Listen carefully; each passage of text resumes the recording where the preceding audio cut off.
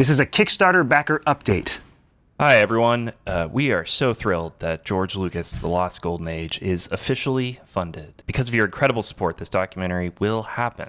We cannot thank you enough for helping to make that possible. You know, Peter speaks for both of us, but it's a really touching thing that we really didn't expect the campaign to be funded so quickly. And so we're really thrilled. Thank you so much. As we said the other day, the fact that we now know this is a passion for you is really exciting for us.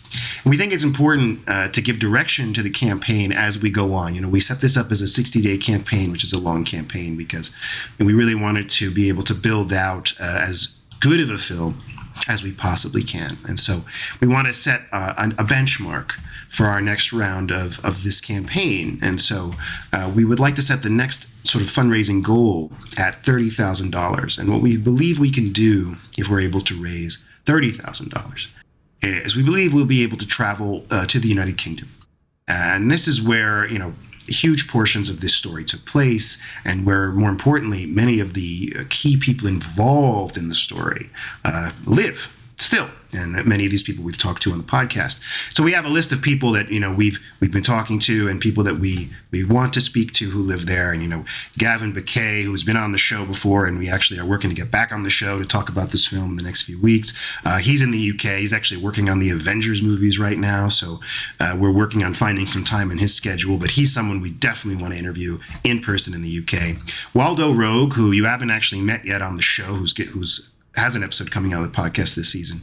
Nicholas Rogue's son, who was also an assistant director on both Young Indiana Jones and Radioland Murders. He lives in the UK. We love to record him on camera. And you all remember Peter McDonald, who has given some great interviews on camera, and we would love to speak to him again. So this is a selection, you know, and there's even more people, so many people who worked on the films, both the films we're talking about and the other Lucasfilm projects are in the UK. So this is a huge destination for the film. And one, we will only be able to incorporate if we can hit a certain level of funding. It's simply not practical to travel at that level. So we hope that you'll continue to spread the word. And I think that's the most important thing. If you're listening to this, you're watching this on our YouTube, you're probably a fan you may have already given, and we're really thankful for that. So, you know, reach out to the networks, the friends you've made at conventions, people who love to collect physical media, people who are interested in the works of George Lucas. And podcasts, anyone that you know, that you listen to, that you interact with, that might be of interest, let them know about the film. You know, we really would greatly benefit from earned media from people talking about this. So just conversations about it would be really helpful. The Kickstarter, as I record this, which it may change by the time you hear it, but we're sitting at $16,777 at a funding rate of 111% with 56 backers, which is incredible. You know, we had, of course, a massive donation from co-executive producer Simon Jowett, but even so, the current average pledge is sitting at $299 per person, which is just so incredible. And so we're thrilled at this number. We're thrilled at the potential of this film. You know, we mentioned on the interview with John, I think we could reasonably have things we can do with this film up to the 50,000 and beyond range, things we can incorporate, places we can go, people we can speak to. So there is plenty of room for growth. As we mentioned, the UK trip is sort of phase one, but there are other places, Eastern Europe, Australia, Africa, even Wilmington, North Carolina, the eastern seaboard of the US. These are all places where people we've identified who would be great for this documentary all live. And so we're going to have a plan. We want to make sure that we're clear with you that the scope of the documentary, you know, widens in the most logical way possible, which is why we focus on the UK first. We think that's really critical. But we will definitely map this out as we go. So we're really excited for what we have in store. Absolutely. And, you know, Daniel, I know a question that I have, or some people might have out there, is like, why is it important, really, to support this Kickstarter? If you were interested in seeing the film on Blu-ray, why not just wait for it to come out on Tubi or something like that, a free service? What's the unique value that we're offering We love Tubi. We love those services. But, the reality is when you make a film like this and then it goes to distribution, sometimes distributors have changes. They have cuts, and we are able to make the film, our version of the film, and through Kickstarter, if you back to Kickstarter, when we have our final cut, before it's sold at distribution, we can give you that version. You can have the movie. It's going to be done. And it's our vision of the movie. It's complete. It's uncut. It'll have, of course, on the collector's edition, the bonus features that more likely than not are not going to follow, certainly not to a free streamer like Tubi, and maybe even when the film is distributed on DVD, the distributor will have to choose, what's worth their value of how much to load onto the disc, and we won't have any control over that, really. So if you want our version of the film with all the bells and whistles, this is the way to get it, this Kickstarter. It's really the only way right now. If we did more Kickstarters or something later, it's possible. But again, we're not going to have a store. We're not going to have a point of sale. So if you want our version of the film, this is the time. Absolutely, absolutely. And, it's worth pointing out, too, that, in coming soon, this isn't just about us either. Like, very soon, we're going to be announcing some new and exciting stretch goals, new add-ons that you'd be able to add for yourself, and new perks that you could bring on to your contribution. And we'll be announcing that in the near future. I think it's fair to say we have some exciting ideas, but as you can imagine, we need some buy-in from some pretty cool people to deliver some of these things to you. So we're working on that, and honestly, we didn't think we thought we'd have a little more time because we didn't think you guys were going to support us as quickly and as well as you have. So that's on us. Thank you so much for proving us wrong, but we're very excited about what we're trying to put together. Absolutely. We've been just incredibly humbled and grateful for all the support so far, and we hope that we can keep that love and support going for the next 6-7 weeks, I suppose, of the campaign. So thank you guys all so much again for the support. Please like, share, support, send to your friends, send to your old classmates, send to your old high school bullies you never wanted to talk to ever again. Anything you can do is really helpful for us. We are fundamentally independent filmmakers, and we live and breathe based on the support of you guys here on the Kickstarter. So until next time, thank you very much. And for now, enjoy this really awesome episode of the Young Indie Chroniclers podcast. Indiana, we are simply passing through history. This is history. Welcome to the Young Indie Chroniclers, a podcast about the making of the show The Young Indiana Jones Chronicles, which first aired on ABC in 1992. Kept thinking about what was Indiana Jones like as a young man. I came up with this idea of him seeing the world through the eyes of a soldier and a secret agent. Over the course of our podcast, we're going to talk to a whole host of very talented people who either worked on this show or were there from the beginning. We were able to shoot it on location in the real places where these events took place. Oh, make it up as you go. Oh boy, that's great advice. We hired some of the best European directors, a whole host of very, very talented people. I'm your host, Peter Holmstrom. And I'm Daniel Noah, and this is the Young Indie Chroniclers. There's only one rule, Indiana. Stay alive. Welcome back to the Young Indie Chroniclers, the one and only podcast devoted specifically to the Young Indiana Jones television series and franchise. I'm your host, Peter Holmstrom, and joining me on this adventure of a lifetime is Mr. Daniel Noah. Hi, Peter. The franchise potential of Young Indiana Jones is an archaeological hunt unto itself. Each step of this podcast has shown that the reach of Young Indy in particular is far greater than many people believe.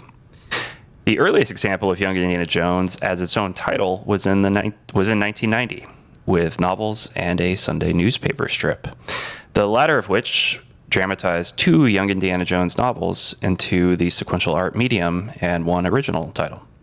Appearing in newspapers in the United Kingdom in 1990 and 1991, before the release of the television show. On today's show, we are thrilled to have joining us one of the very first people to ever write for the Young Indiana Jones franchise, Simon Jowett, who's a writer for the 3 newspaper strip stories, amounting to nearly 32 weeks of storytelling. Thanks very much for being here. Oh, it's great. Thanks for having me. I was saying just before recording, I'm absolutely amazed you found me. You dug me out like some kind of archaeological object as well. Well, very thrilled to have you here. Before we even talk about Young Indy, just tell the audience a bit about yourself. Like, where do you come from? How you got interested in writing and comics in particular? Well, I come from South London in England, and I'm one of those kids who just for some reason got bitten by the desire to make things up. I remember loving it was an animated adaptation of the Tintin books, and it came complete with sort of overdone voiceover. It was Hergé's Adventures of Tintin, and everything always started with a last time.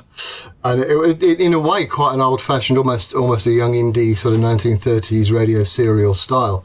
And I remember the first story I wrote, I was kind of around 8. Very short thing, but big chunk of... I broke it into parts, and a big chunk of each part was a recap of what had happened like 3 lines before, all written in the style of this bizarre narrator. So yeah, after that, it just kind of got its hooks in me, I guess you'd say. I suppose for some kids who do that, it's kind of fun and a one-off, but it just seemed to be something I just really enjoyed and stayed with, and wrote stories for myself more than anything else down through my adolescence. And then around the same time as starting to sort of look around and thinking, wow, there are people who are making livings doing this. I wonder how they do it. There was a boom in comics, the 80s comics boom, with writers like Alan Moore and Frank Miller. And, I don't know if any of these names mean anything to you. Absolutely, of course. Yeah. Oh, cool.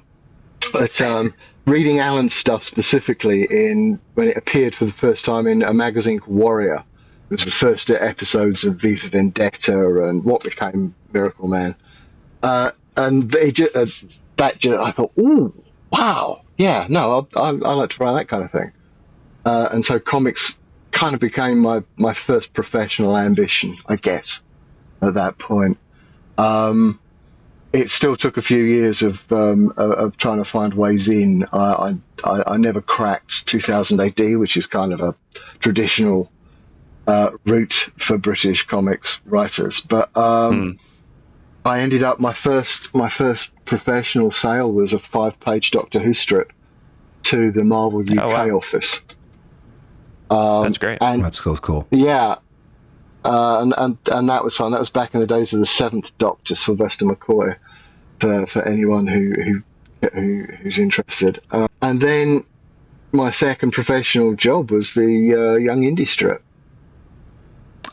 Wow, that's very quick. I mean, not only did you get your start with a major franchise of Doctor Who, but then you just transitioned from that right into to Indiana Jones. So you got quite. You say 2000 AD as if it sounds like you got very lucky though early on. So it you must have had a lot of talent. Well, that's fair. I would obviously agree 100%. No. But I mean, it would. Yeah, it's. I mean, so much of the creative industries generally, I've found, does come down to luck. There's a lot of meeting the right person at the right time involved, and then whether you're able to actually sort of deliver the goods is, I guess, the either seals the deal or kills it stone dead. But I was very lucky getting the.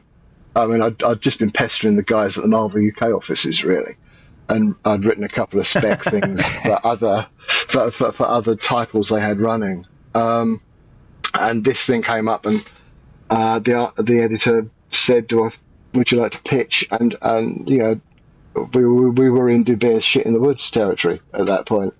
And then after Doctor Who, I was at a meeting of a thing that was called the Society for Strip Illustration, which is as sort of bizarrely English and arcane as it sounds. But it was sort of the closest thing British comics had to like almost a trade association, I suppose you'd call it. You wouldn't call it you wouldn't call it anything as sort of big and powerful as a union. But I sort of went along and met the artist Phil Gascoigne, who was 100% lovely human being, as well as being an amazing artist. And he was looking for. He'd been approached. He'd been approached by the studio that packaged the strip. It was called Oyster Designs, and they were packaging this strip for the Telegraph. And they'd approached Phil because of he had an extraordinarily wide portfolio across comics of all kinds: girls' comics, horse riding comics, war comics. He could draw anything in quite a photorealistic style. And they said, are you interested? We need someone to work up art and a strip for a pitch. And I have no idea why. He just asked me if I was interested. And I said, yeah, absolutely. Wow. I didn't mention that I had one credit at that point. I said, absolutely. Well, I guess it's that thing with, the actor goes into the audition, can you juggle and ride a horse? And I said, yeah, I can juggle while riding a horse, whatever gets me the job. It's the thing. And he very sweetly, he trusted me. And I wrote a sample script that he illustrated, and the pitch was successful by the company that was packaging the strip, and suddenly we were off to the races. And I had to. Then it was just an outline, come up with the story, outline the story. At the time, Young Indy didn't really exist as a character beyond however. You will probably know this, how long the prologue to Last Crusade is. Yeah, what is it, Daniel? Like 12 minutes or so? If that, I was going to say about 10 minutes. Yeah. 10 minutes, yeah. It's very short. I figured I was speaking to the right people with that question. So that was the franchise at that point. Those 12 minutes were the franchise. And so I started researching some stuff. I remember doing a lot of research into the Templars and Freemasons and things like that, and started making the most absurd plans, working out my own backstory for how Indy met Abner, and first started sort of being introduced to archaeology in addition to just grave robbing, and it would be early days with Marion as well. All of that backstory was I mean, the fact that I was working most morning. I was plotting this stuff out in a coffee shop in Gloucester Road, which is near the Albert Hall in London, and absolutely like mind-bogglingly great but very strong coffee and fantastic sugar-heavy pastries, all of which might explain why I sort of went into such ridiculously ambitious detail. But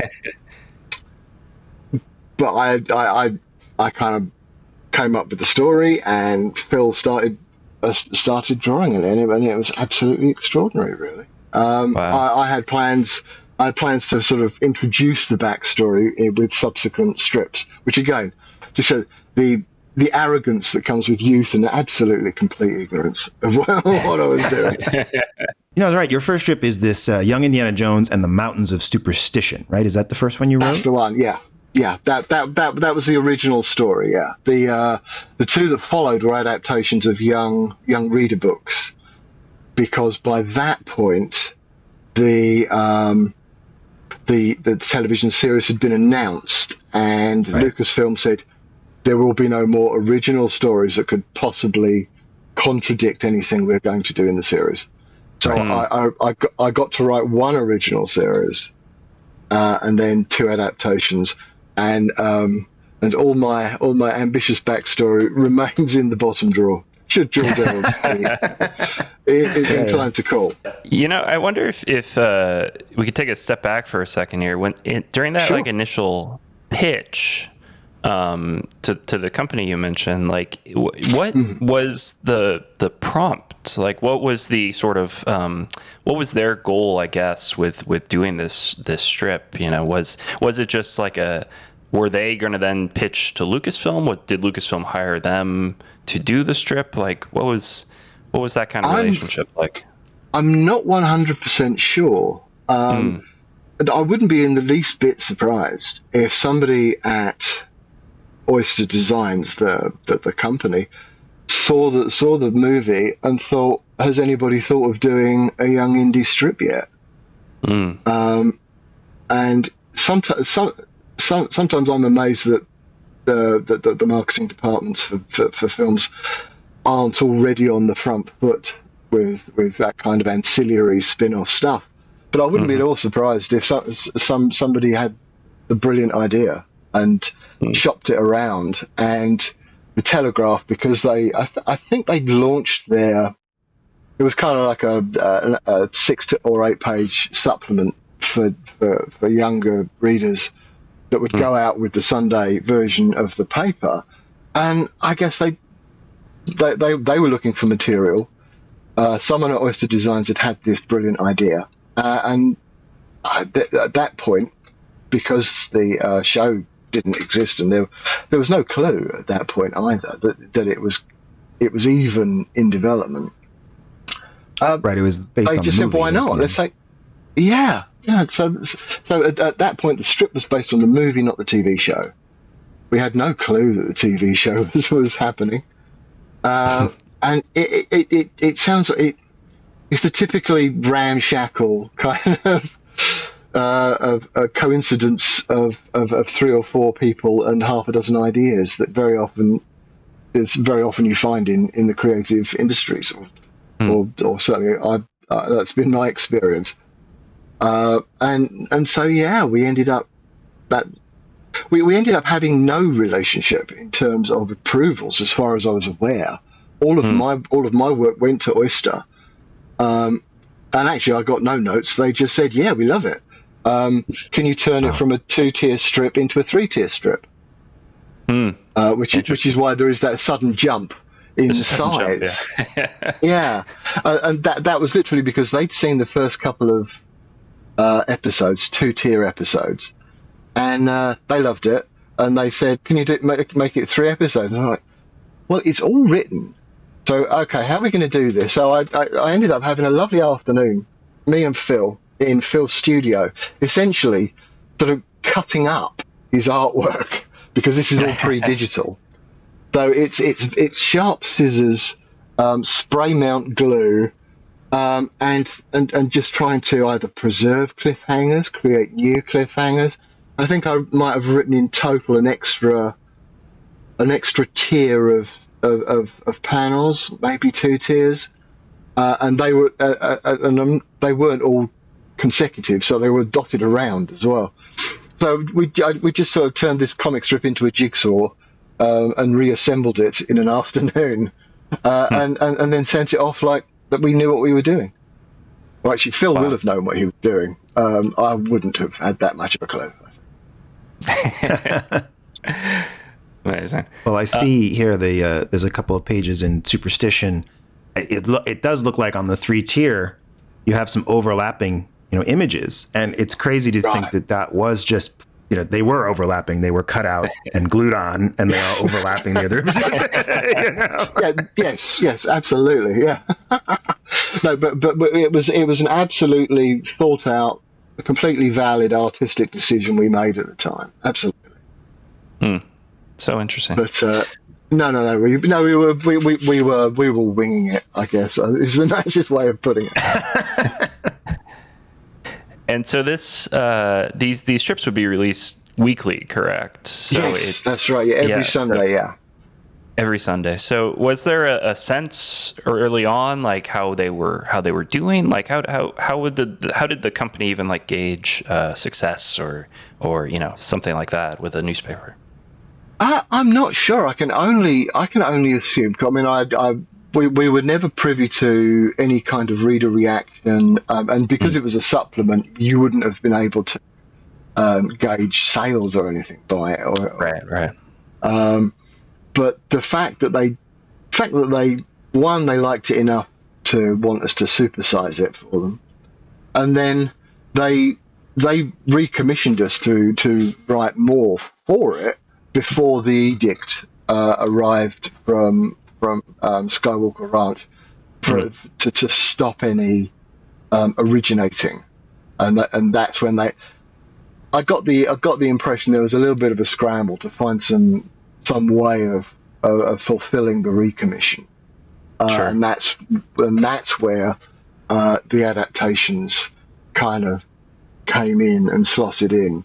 Because I wouldn't be at all surprised if the publisher of the adaptations was suddenly fell off their chair when they were told by Lucasfilm that they couldn't do it anymore either. So this should be in a museum. I want to talk about the adaptations, but before we move off of Mountains of Superstition, I guess for the audience, clearly the image in this first one is River Phoenix, and I don't know if art likeness as rights was even really a thing in the same way in the UK then. So like whether there was permissions or not, but you've got the Boy Scout look. He's got a whip.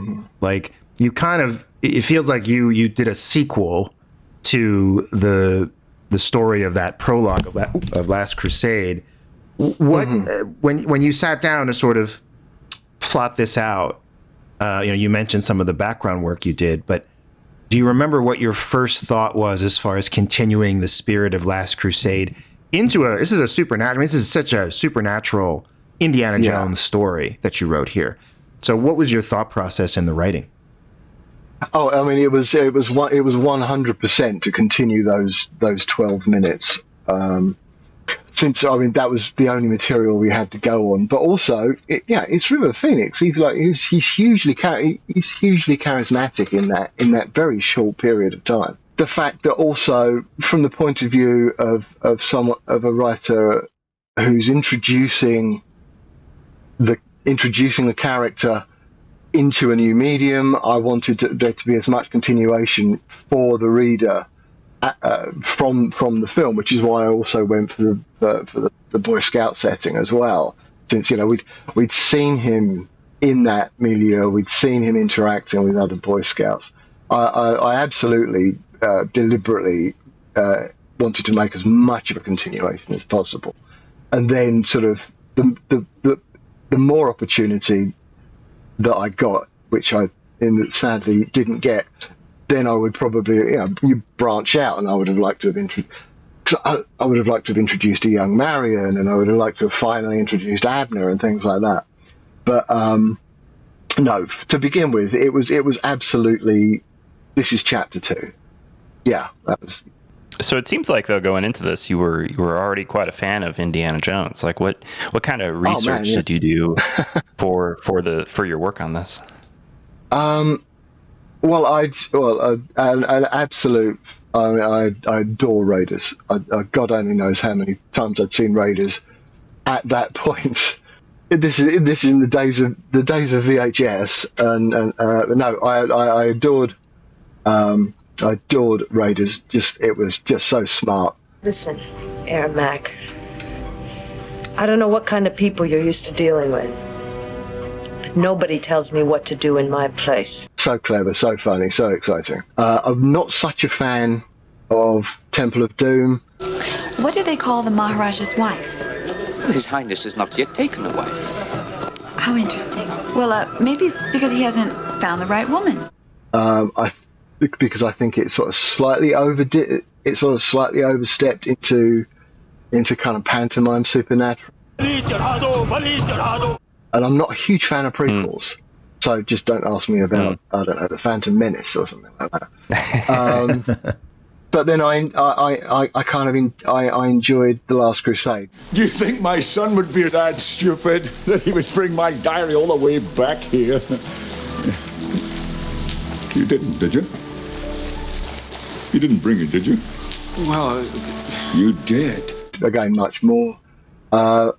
And a lot of that actually was down to the few clues about his youth that you offered, the few breadcrumbs. Did I ever tell you to eat out, go to bed, wash your ears, do your homework? No, I respected your privacy, and I taught you self-reliance. What you taught me was that I was less important to you than people who'd been dead for 500 years in another country.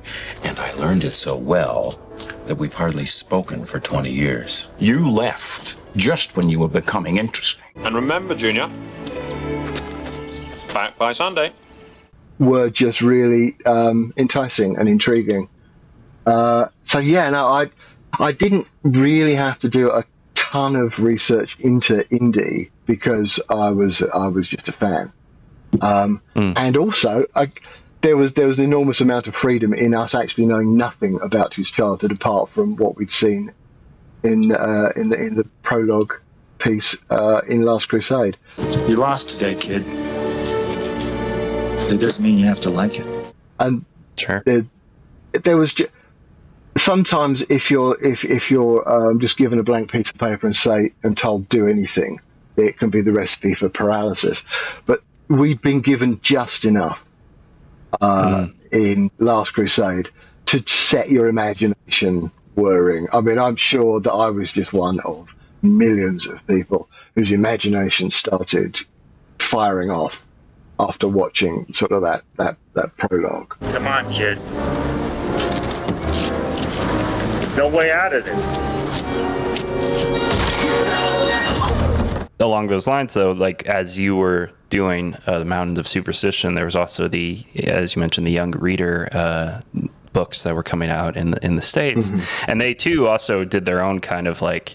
There's this mini continuity that they had going where they would introduce Indy to some of the key personnel there, and like the first 3 novels in particular, and then you were asked to adapt 2 of them for the strip. So like I wonder if just talking, these are young reader novels. They're not super long, but they're still 100 and 140 pages or so. So like you're being asked to turn that into to essentially 10 pages of comics. Like where do you even start with something like that? It is quite a challenge. All you can really do, since it's a Young Indiana Jones strip, you focus totally on him.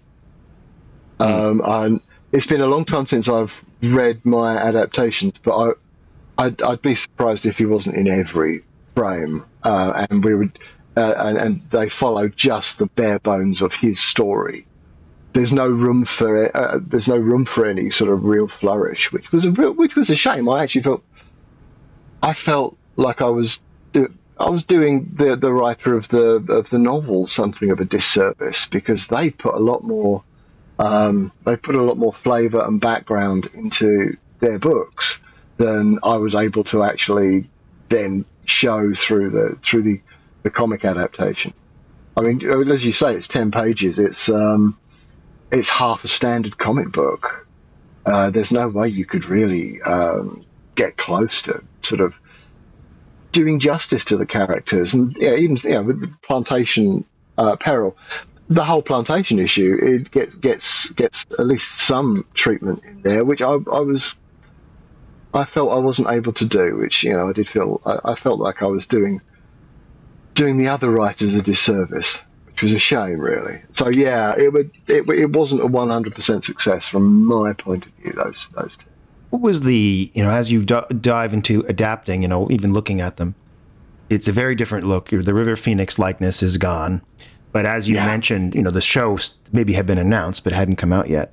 Did you remember what was the guidance on the character, or did you kind of rely on the novel for that?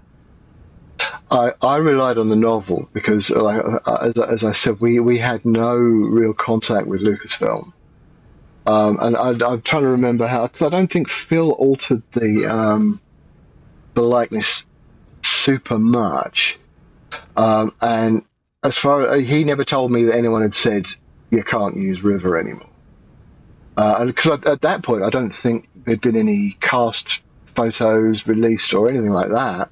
So we didn't know exactly what the new young Indy was going to look like. I do remember lots of rumours started flying around about is Harrison Ford going to be in it, but there'd been next to no release information about sort of the main cast, or especially not the lead. Phil was such a professional; he would have done exactly what anybody gave him notes to do. And as far as I'm aware, he didn't get any. So we were just in our little corner of the universe, sort of carrying on as best we could, after having been sort of cut off the knees as far as any original material was concerned.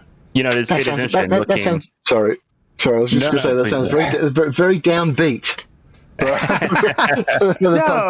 apologies. No, it's a hard thing, the position to be in, because you start out doing one thing and clearly it goes well, and actually we suspect, and we would love to talk to some of the novel writers too, because they had a similar thing happen where they wrote their novels and then the show comes out later and it's very different, right? And so in a way their work was overwritten too, and absolutely. that is, it's this process of iteration, right? That they're like, oh, we like this Young Indiana Jones. People like it. Like you said, people are drawn into this part of the movie.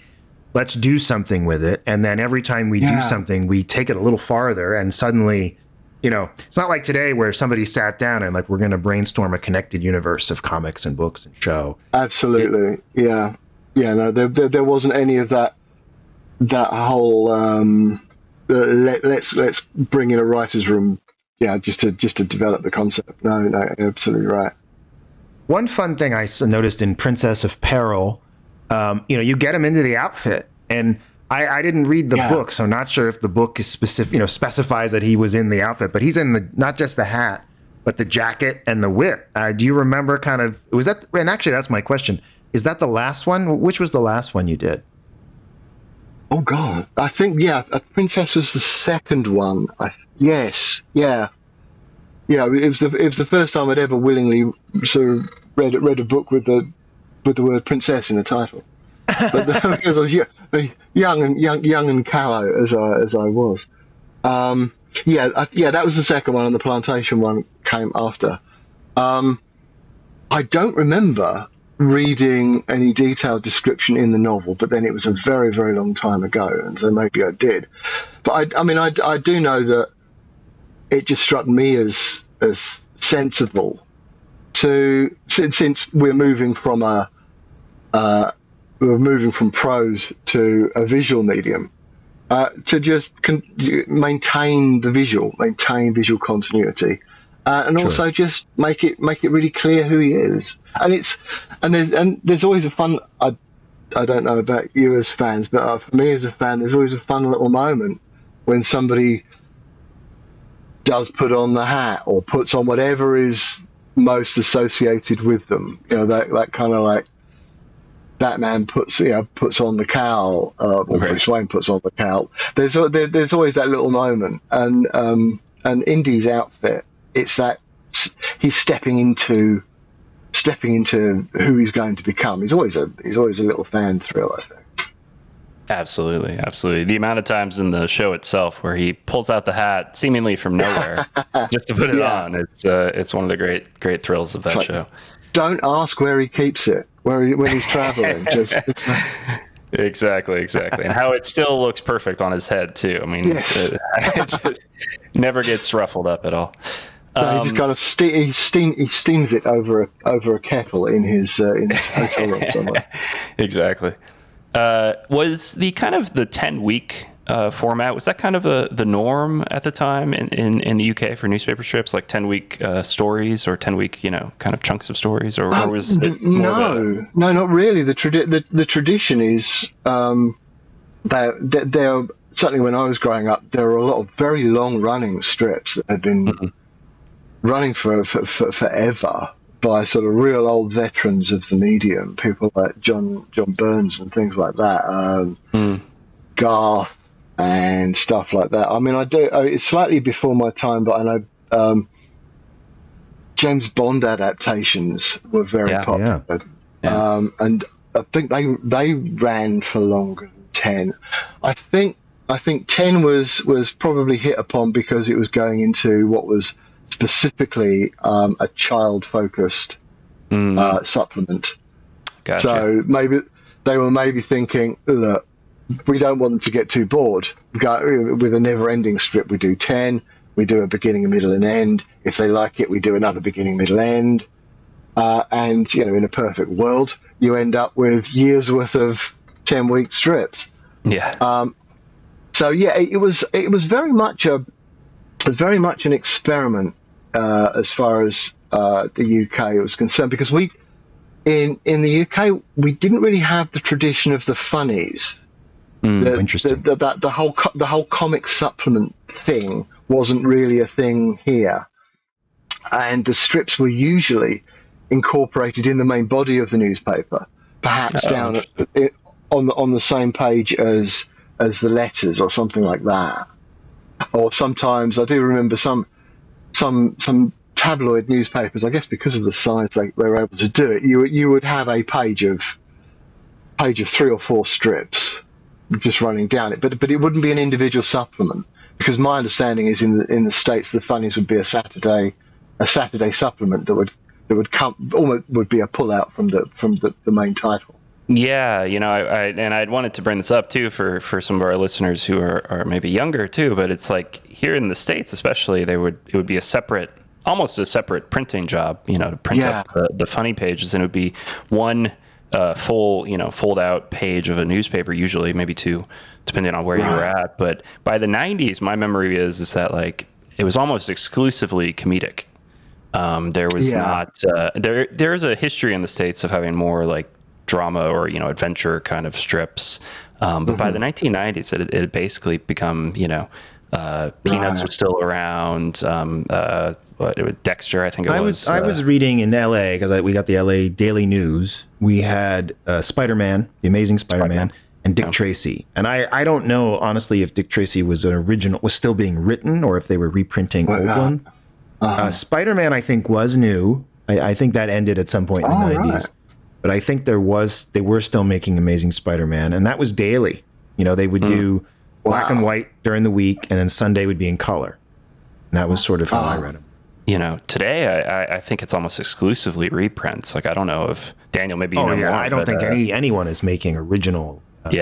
Which is such a shame because it is such a unique kind of medium that it's sad that we've lost that here in the States. But I mean, more of a general question, but is it still something in the UK? Like, can you still open up a newspaper, read some strips like this, or? Yeah, there are still some strips, but they nowhere near as many.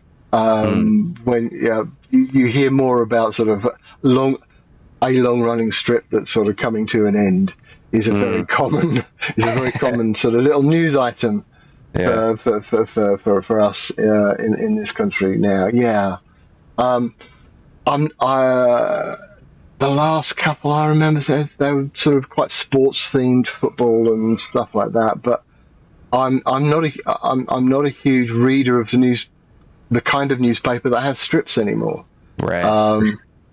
Because they've generally ended up sort of down in the tabloid end of things. The more, I don't know, what would you call them, serious, respectable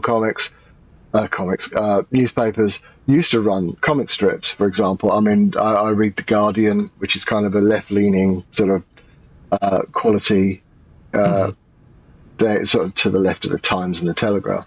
And they would run things like Doonesbury, and we had Calvin and Hobbes reprints over here for a while, which I adore.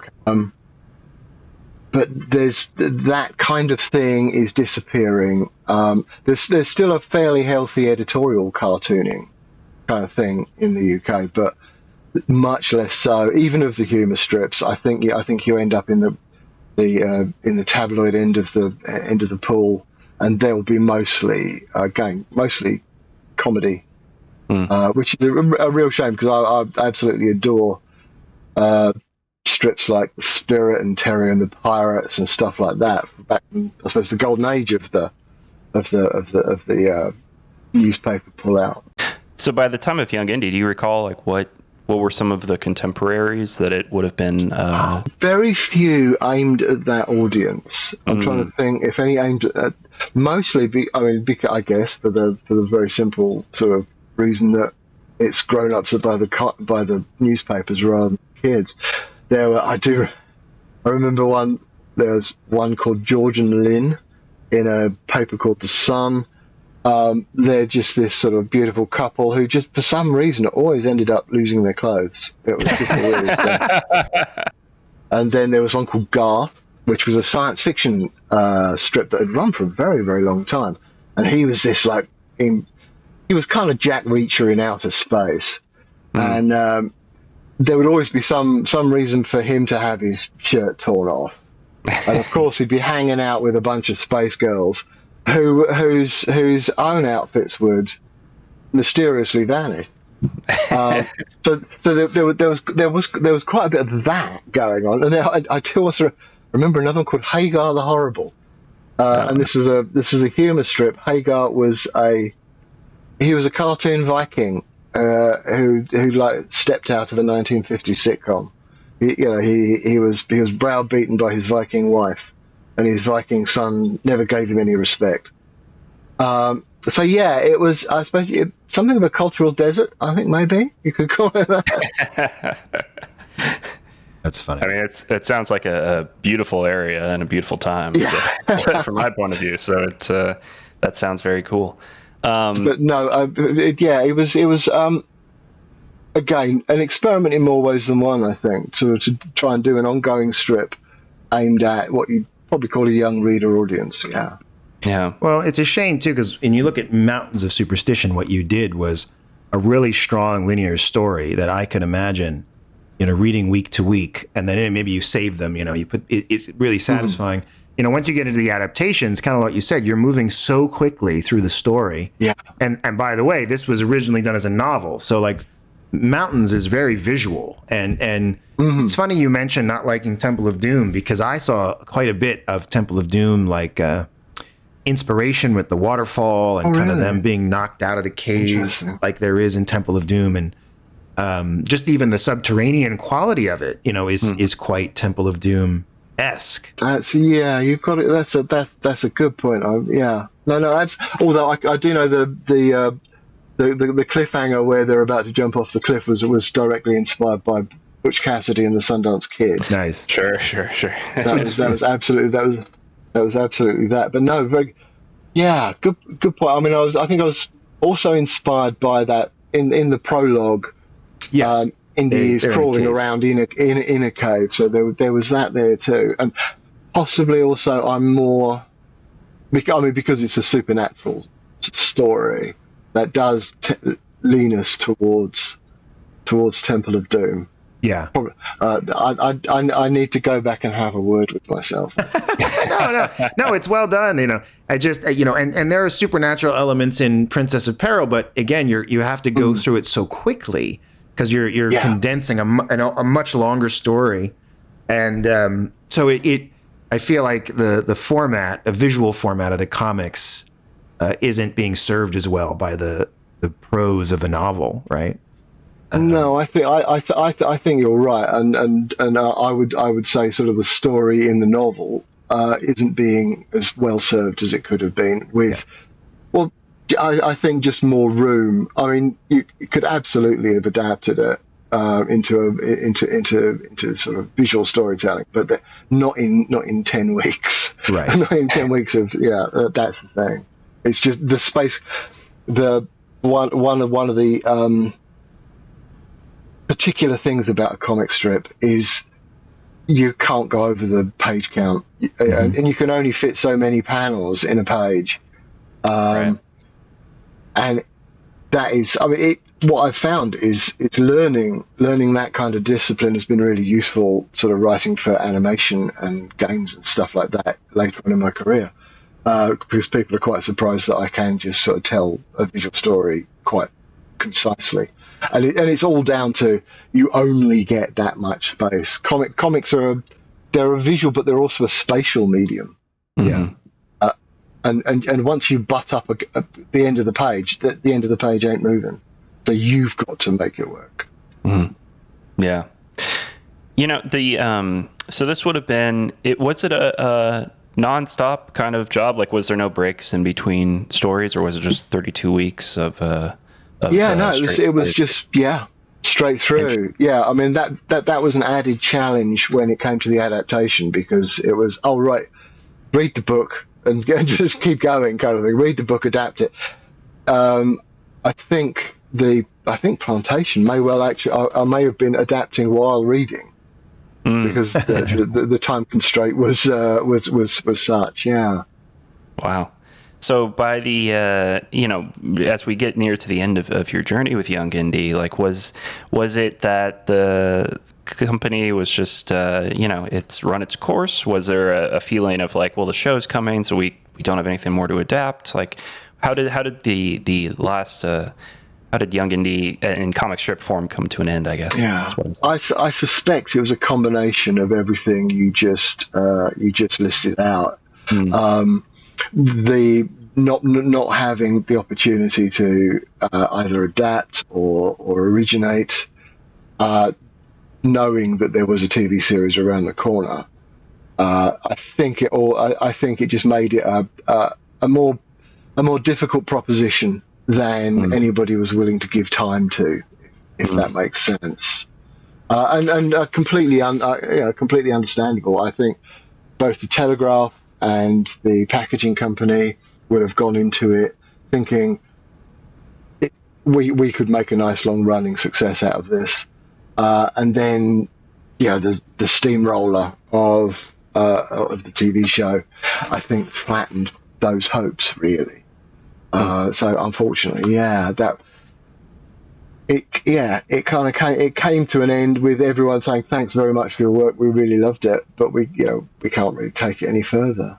Yeah, because then Dark Horse would do a run of comics based on the show, which I would assume made their way to the UK as well through the direct comic book market. Yeah. Which is a very different market, because very often the people who would read a newspaper strip aren't necessarily the people who would also track down their local comic shop. Right. And I mean, I was by that point a complete newsprint addict, and I was in the comic shop weekly. But a lot of the readership won't have been. So it was definitely reaching a different market. Sure. So as the show came around, did you watch it? Was it something you were able to take in, or were you off to other things by that point? Well, the show had really patchy distribution in this country. It didn't secure a broadcaster for a long time. I had to go and track down a VHS to rent. That's how it first arrived, as a set of rental VHS tapes, which I wondered these days, do you need to put like a little footnote in for your younger readers about what a VHS tape looked like? And I mean, I've tried to describe it to my children. And the top came off. It's like no. That's how you put the tape in the machine, and then you put it down again. It was It's quite a culture shock. That was the first, and I saw something like the first 4 or 5 that way, and then even the rental distribution was really, really patchy. So it was just kind of a shame that it didn't seem to make it over here, and as you say, by that point, I'd kind of moved on, and I was writing more comics. I wrote a couple of original James Bond miniseries, which is kind of fun. And what was lovely there. The second one of those, I got to work with David Lloyd, the artist behind V for Vendetta, who was a huge hero of mine. So that was an absolute delight. I did those for Dark Horse, and ironically. Shameless self-promotion, I guess now. The announcement trailer dropped last week on a new James Bond game, and I'm on the writing team of that. The grand tour of every major boarding school in Britain. Always at the top of his class, Bond is a bullet without a target. Let's give him one. What? Wow. Wow. Yeah, nice little circularity going on there. Meet Bond. James Bond. Well, it's funny because I sent a message, Peter and I are in a group chat with some friends, and I just played Indiana Jones and the Great Circle and really liked it. And then saw this trailer for First Light, which is the name of the Bond game. Oh, really? And I saw, I said to my friends, I said, the Indiana Jones game was really good, and this looks really good. And I wonder if we're entering an era when the franchises we like are going to be great video game franchises instead of movie franchises. This language, parts of it look like cuneiform. We have to find this treasure, Regina. Maybe there's some clues in here. Very exciting to see that. It's also very exciting to see some of my lines in the trailer too, which is nice. Jet lag gets me every time. Oh, wow, well, I'm sure you can't talk about anything in the game much, but it feels similar to what we saw in these Young Indy comics, and that it seems to be a younger Bond. Can you speak anything about maybe your references or your research or sort of what you think about the character? Bond in general has been as a character I've done a lot of thinking about because of writing the comics back in the 90s. So I kind of brought that was some of the stuff that I brought to the job. It was one of the reasons I was hired, because one of these I was a rare beast as someone who's written both James Bond and games. And the decision about his age had already been made by the time I joined the project. And honestly, I said at the time, I think it was a stroke of genius. Yeah, I think I think it's absolutely the smartest choice. And when you look at it, it's kind of the only choice. You know, if it just makes the most sense to have to give a player a chance to kind of grow with the character. I just think that's just really smart, and it already looks great, and it's going to look even greater by the time it's been released. I just can't. It's astonishing seeing the work that's being done by everybody in the studio. Wow. And especially when I do, and all I get to do is just make stuff up, which is also very cool. But no, it's a fantastic team. They are just an astonishing amount of talent going on there, and so I'll just ride on those coattails. What is even the and if you can't talk too much about specifics about the game, that's okay. But like, what is kind of the writer's room like for a video game like that these days, where it's so expansive, so large? Like, what is your kind of day-to-day like as a writer on that? An alarming amount of meetings. A lot of time spent on Microsoft Teams. And, which crashes half the time too. So it's yeah. No, I mean, I'd already decided that Microsoft products hate me, and this has just confirmed it. But yeah, a lot of day-to-day conversation, a lot of day-to-day back and forth, either just as a video call or just messages. But mostly, I mean, everywhere.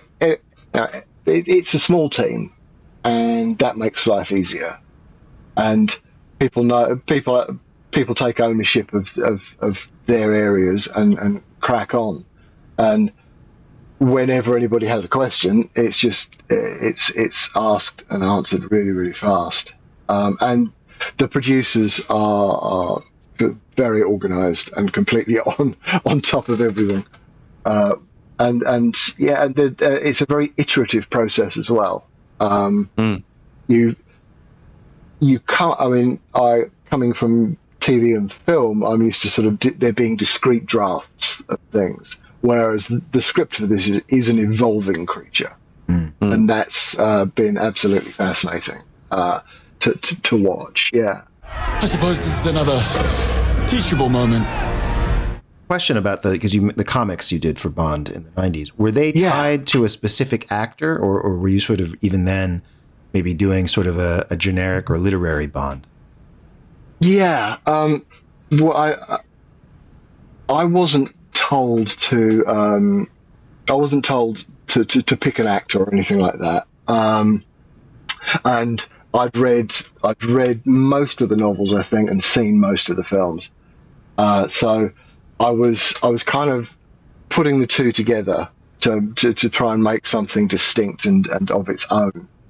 I do know that John Burns, who drew my first story, Silent Armageddon, he referred back to. There's a description in one of the the books where he's described as looking a bit like a jazz singer called Hoagie Carmichael, and so that he used that as a physical reference. But we weren't given strict instructions either to avoid or to adhere to certain licenses. I think both Dark Horse and they were called Glidrose at the time. They're now called Ian Fleming Productions. They're Fleming's literary estate. They were concerned most with the stories. They really just wanted really strong stories. Sure. And that's just what we tried to deliver. And they seem to really like it. I got some very nice feedback from them, which was lovely. I always feel like Bond here in the States has struggled a little bit to catch hold in the comics medium, and yet it feels like in the UK it's quite thriving. So it's interesting how the my theory of that, if you're at all interested, is down to the kind of the supremacy of the superhero in American comics. Definitely in the wake of that kind of weird red panic in the 50s when all the horror comics got cancelled and the romance comics went with them. Companies like EC were effectively closed down. That never happened in Europe. And if you ever have the opportunity to walk into a comic shop in somewhere like Paris or Barcelona, it's such a treat. You have the widest range of genres and ages. And that means that sort of espionage comics have always had a place. They've always had a readership. And Bond specifically is just, he's just part of the cultural DNA here for some weird historical reason. The fact that he came along in the 60s with this offer of glamour to a country that was not long out of rationing as a result of the Second World War. So it's just here is part of the DNA, and that plus what happened to the comic book industry in the States, I think probably has something to do with it. James Bond. Charming, sophisticated secret agent. Shaken but not disturbed. I'm sure there's someone who studied it much more deeply than I who could tell me where I'm wrong on that one. No. Yeah. I think you're right on the money there, because it is so interesting. You go into comic books in general, in France in particular, they're viewed as just like legitimate. Like here in the States, even now, I think there's still like people kind of sneer at them a bit. Like even though the movies are huge and whatever, but I think like usually comics are even now still viewed as like, well, this is what kids read, it's a juvenile art form, considered juvenile. Yeah. And it's never quite. No, I think you're right, because in France they call it the ninth art. Oh wow. Yeah, they really do consider it. I mean, there's a town called Angoulême that has an annual comics festival, a bande dessinée festival, and the entire town is taken over. It's just that there are exhibitions everywhere. Statues go up. It's just an absolutely huge event.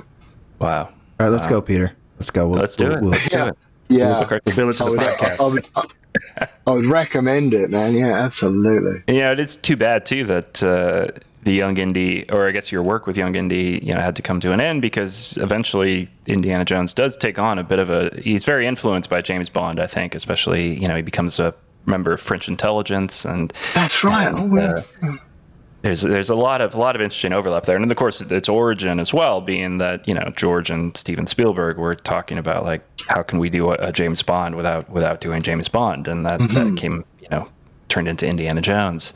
So there's just a lot of overlap between the two characters, and it's always interesting to compare and contrast those two things. Yeah. Oh, absolutely. No, I don't know if there are any plans to resurrect Young Indy, but my phone is always is right by my side. Should anybody be? Well, I was going to ask, did you ever think of publishing, or you said you had all these ideas that you developed? I mean, would you ever? I mean, I don't know. I guess the legality of how you put that out is interesting, but that's the thing. Yeah. Be cool if you could. It becomes fan fiction. I guess it becomes fan fiction at that point. And I think you can run into all sorts of difficulties. I think it very often depends on the company, because some companies are quite litigious. Other companies and other authors are quite happy for people to indulge in fan fiction. I don't think Paramount have ever gone after anyone writing slash fiction in Star Trek or anything like that. So. Well, but also, you're a professional. You deserve to get paid for your work. So it's always nice, yeah. And kids do need shoes. It's just the most annoying thing. But it is that thing. I know Daniel and myself, we'd love to see Indiana Jones, especially Young Indy, come back in some way. And so, who knows? Indiana Jones and the Great Circle did very well. So I could see a world where you get the call to write a Indiana Jones game. Yeah, that would be great. You could absolutely have prologue scenes in the games. That'd be awesome. Well, Simon, thanks so much for joining us here today.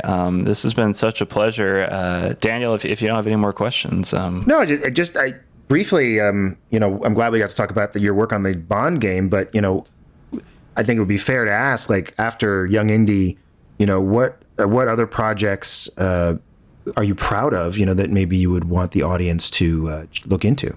Wow, wow. Well, absolutely. I mean, in comics, absolutely the Bond. In animation, I was very much a gun for hire across all sorts of areas, and sort of the pride there is maintaining a career. But and then at the moment, I'm very proud of how the game is developing, and I think everyone's going to have their socks blown off by it when it comes out next year. Beyond that, gosh, yeah. No, I mean, again, because also thinking of the audience of the podcast, a lot of the animation work I've done in this country is for young people, and so I mean, I co-created a show called Shane the Chef a couple of years ago and things, but it's all kind of it's sort of generally aimed at preschool, which I think is probably a little young. I don't think they're listening to us, but one day they'll grow up and they'll be like, I loved that show. Yeah. There was one called Bob the Builder. I don't know if that ever made it. Oh yeah, that's huge here in the States. That had a big following for a long time. All right, I wrote on the first 8 series of that, I think. Yeah. Wow. Back when it was stop motion, it was stop motion animation. And I remember going to the studios, and because they were made by people who used to work for Arden Animation, and they were the most gorgeous models you've ever seen, and a bunch of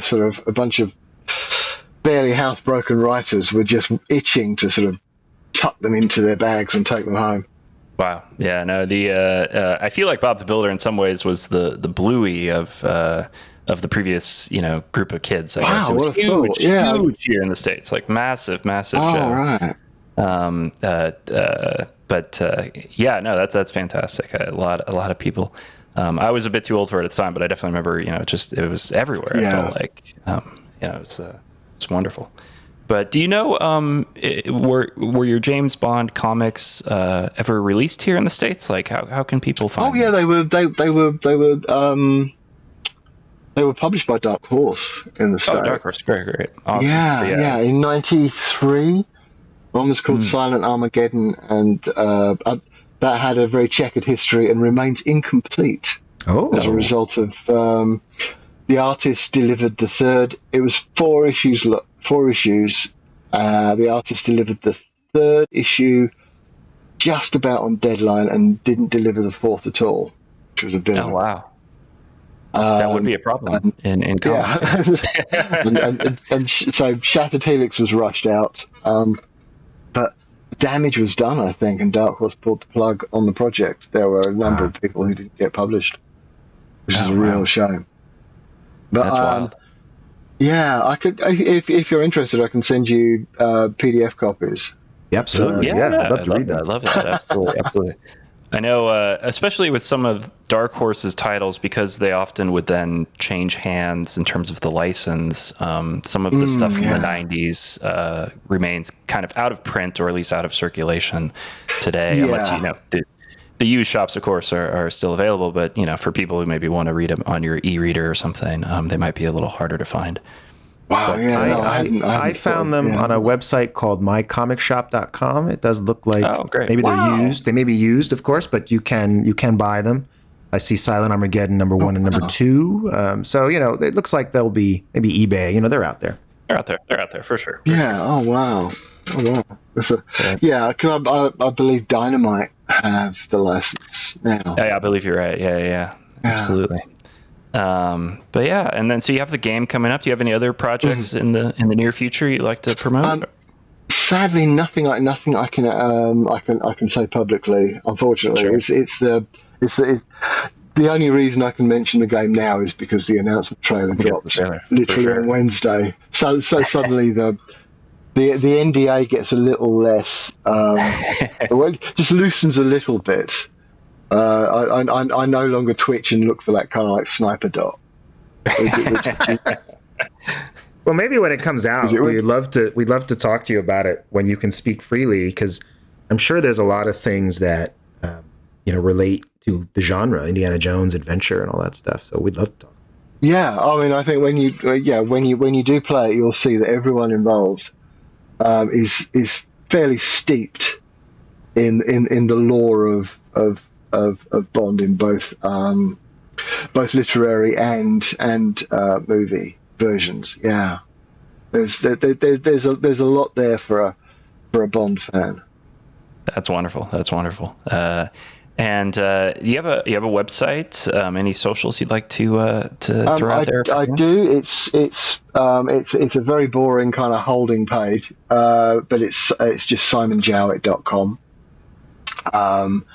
And on the socials, I'm Jowetts, Jowetts, and then you just add whatever it would be, Instagram or Blue Sky these days.